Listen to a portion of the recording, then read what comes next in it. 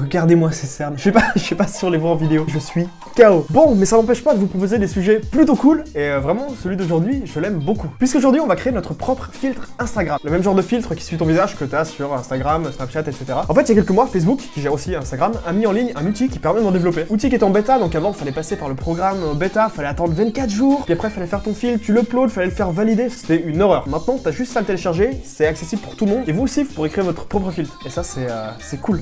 J'ai aucun vocabulaire. Ça, c'est cool. Ça, c'est super. Donc voilà, il faut juste attendre 10 jours pour faire valider ton filtre, mais tout le monde peut en faire. Je démarre ça, parce que je vais vous montrer ça tout de suite, comment ça fonctionne. J'ai ma petite idée en tête, et c'est trop cool. Alors, c'est hyper simple, hein. Ce que vous voyez là, c'est vraiment pas compliqué. C'est une scène en 3D, vraiment un truc de base. On a une caméra, comme ça, qui représente notre smartphone et ce que le smartphone voit. Et on a Michel de la Compta, le fameux, qui est juste là, et qui va nous servir d'exemple pour faire le filtre. Et c'est un outil qui est hyper puissant. Alors ça sert à faire des filtres pour Instagram et aussi pour Facebook. Est-ce qu'il y a encore des gens qui font des stories Facebook? Est-ce qu'il y a eu des gens, à un moment, où on fait des stories Facebook de toute façon? Mais ça existe en tout cas, c'est comme Google+, ça existait. La légende raconte que ça existe. Alors je vais faire juste un truc de base pour vous montrer. On va ajouter, voilà, histoire que je vous fasse une petite démo, on va faire un face tracker. Pas l'effet que je voulais, c'est pas grave. Mais vous voyez là déjà que mon visage, il est suivi par un petit tracker. En plus, on peut changer la tête, hein. Si on veut mettre quelqu'un d'autre, on va mettre Stéphanie, voilà, on l'a aussi. J'ai très envie de retrouver comment on fait pour faire un masque dans la tête des gens. Face mesh, le voilà. Vous voyez que là, ça suit juste le visage pour l'instant, c'est ultra puissant. Juste à partir d'un flux vidéo, en plus on le voit en 3D, hein. À partir d'un flux vidéo 2D, c'est capable de suivre ton visage comme ça. Je trouve ça plutôt balèze. Normalement, je crois que je peux même utiliser ma caméra. Normalement, là, vous m'avez juste moi, en temps réel. Je vais tester mon effet comme ça. La webcam est dégueulasse, mais c'est trop stylé. C'est effrayant. Juste les dents comme ça. Très bon truc pour une miniature YouTube atroce. Bref, qu'est-ce qu'on va faire comme effet là-dessus sur Sparker? Le but de cette vidéo quand même, c'est de publier un effet que vous pourrez tester tout à l'heure. Je mettrai à la fin de la vidéo le lien, vous pourrez venir sur Instagram. La seule condition, c'est de me follow sur Instagram. C'est pas de la pub, hein, c'est vraiment pour pouvoir avoir mon filtre, il faut que vous me suiviez. Je vous mettrai un lien à la fin. Après le story aussi pour vous expliquer comment récupérer le filtre. Enfin voilà, ça devrait le faire. Et donc je me suis dit, pour cet épisode, ça serait bien de faire un filtre un peu tech. Un truc en rapport avec la chaîne quand même. Ce que j'ai en tête là, c'est l'espèce de hub d'Iron Man. Je me suis dit un truc tech, qu'est-ce qu'on peut faire tech avec le visage? Et je vois vraiment la scène dans Iron Man où il y a des compteurs autour de lui, des choses comme ça peut être plutôt puissant. Ouais, je décris, mais est-ce que j'ose vous montrer un extrait YouTube? Allez, on est parti. Je vais me faire claim, c'est pas grave, je ferai appel. Attends, il y a des mecs qui ont fait une compile de 12 minutes de toutes les scènes d'Iron Man où il y a il y a des passionnés. Il y a des passionnés avec de la patience. J'ai la passion, mais j'ai pas la patience. Vous voyez à quoi ça ressemble quand il met son masque Iron Man? On a cette interface là. Alors c'est clairement animé, je pense pas pouvoir faire ça. Pour faire ça, va falloir préparer quelques images, mine de rien, pour pouvoir avoir un peu le style graphique là. J'ai trouvé quand même des sites où il y a des images vectorielles un peu libres. Je vais utiliser ça, je vais essayer de refaire une interface vite fait sur Photoshop qui ressemble un peu à la vraie. Et on est parti, petit timelapse.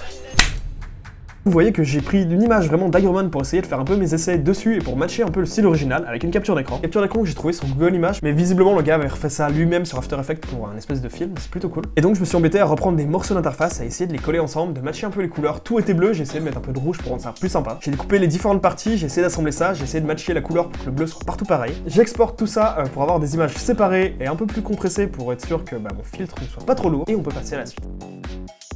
Ok, donc avec toutes ces images-là, maintenant on devrait pouvoir passer sur Spark AR. Et je commence du coup en important un peu mes images depuis l'ordinateur. Je récupère celles que j'ai générées tout à l'heure. Alors je vous avoue que j'ai suivi un peu des tutos là pour essayer de faire ça, mais il va falloir se débrouiller, ça va pas être facile. Donc je mets un tracker qui suit vraiment le visage, les mouvements qu'on fait. Ensuite sur ce tracker, je lui rajoute une surface, vraiment un petit rectangle comme ça, une surface qui va suivre le tracker. Et c'est là-dessus qu'on va pouvoir coller les textures, puisque là, ça marche, tout va bien. Maintenant, j'y colle la texture ronde, premier rond de la cible, légèrement le déplacer pour le mettre au niveau de l'œil. J'anime un peu le gars, ça le fait, normalement ça a l'air de suivre le visage. Ah, et attention, regardez, tour de magie. Hey, voilà, les lampes que j'ai oublié d'allumer, le son maintenant. Ça c'est ok, j'ai la première partie, maintenant je refais exactement la même chose pour les deux autres cercles qui vont sur l'œil. Je les place exactement au même endroit, sauf que je les recule un petit peu comme ça. Le but c'est d'avoir un espèce d'effet de perspective, c'est-à-dire le premier rond il est vachement plus proche au niveau de l'œil, et après il devient un petit peu plus loin, un petit peu plus loin. Je pense qu'en bougeant comme ça va faire un petit effet 3D, devrait être plutôt sympa.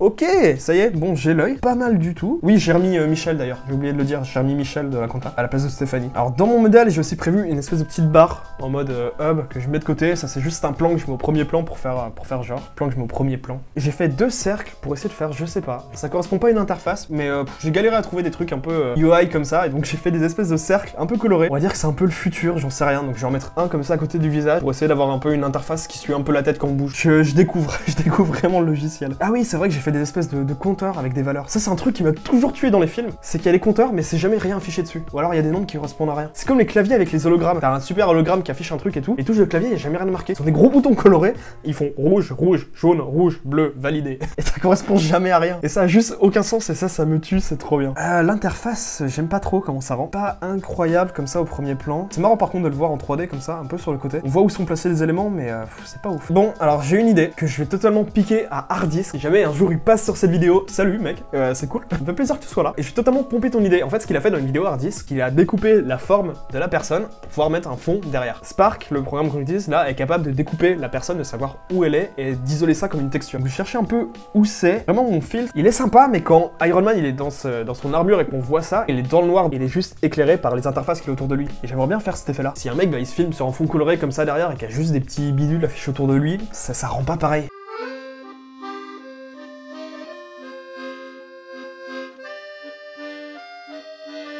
Bon, alors, j'ai un peu galéré, mais j'ai fini par trouver. Voilà ce qu'on a actuellement. On a les morceaux, on a la partie sur l'œil que je vous ai montré tout à l'heure, et surtout, on a la texture noire maintenant. J'ai mis un gros carré en fond, donc je vais le refaire un peu sur Photoshop, je pense. Mais j'ai surtout réussi à isoler le mec et à le mettre au premier plan. Et donc, ça change totalement le truc. Je change un peu les personnes.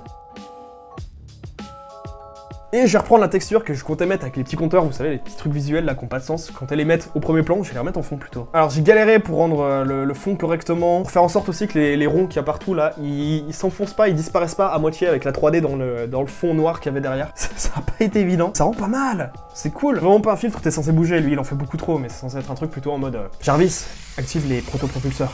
Et ce qui est cool, c'est que Spark AR, il permet de le tester sur son téléphone. Et donc, avec la petite appli de démo, comme ça, je transfère ça sur mon téléphone, et normalement, yes!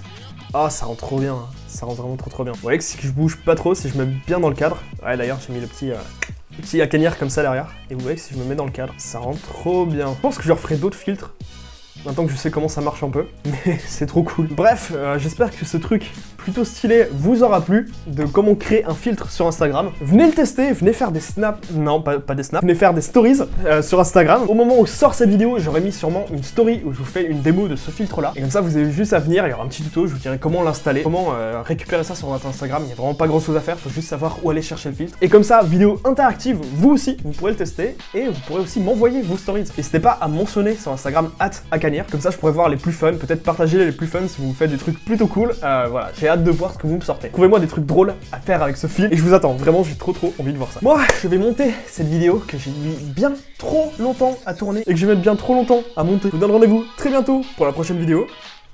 Ciao.